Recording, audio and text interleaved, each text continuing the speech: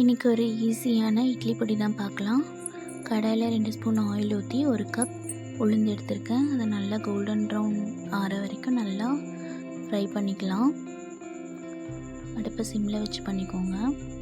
அதே கப்பில் 1 கப் கடலைப்பருப்பு எடுத்திருக்கேன். அதையுமே நல்லா கோல்டன் ப்ரௌன் ஆற வரைக்கும் நல்லா ஃப்ரை பண்ணி எடுத்துக்கோங்க. சிம்மில் வச்சு பண்ணுங்கள், தீஞ்சிடாமல் பார்த்துக்கோங்க.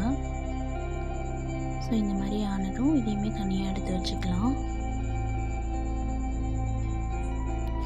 நான் 1 கை காஞ்ச மிளகாய் எடுத்திருக்கேன். உங்களுக்கு காரம் அதிகமாக வேணும்னா இன்னும் கொஞ்சம் கூட போட்டுக்கோங்க. இதையும் லைட்டாக ரோஸ்ட் பண்ணிவிட்டு இது கூடவே 1/2 கப் உடச்ச கடலை எடுத்திருக்கேன். இதையுமே 2 செகண்ட்ஸ் மட்டும் ரோஸ்ட் பண்ணிக்கோங்க போதும். ஸோ இதை நல்லா ஆற வச்சு மிக்ஸி ஜாரில் உப்பு போட்டு சேர்த்து அரைச்சி வச்சுக்கோங்க. ஸோ இதை ஸ்டோர் பண்ணி வச்சுட்டு இட்லி தோசை கூட வச்சு சாப்பிட்லாம். ரொம்ப நல்லாயிருக்கும். ட்ரை பண்ணி பாருங்கள்.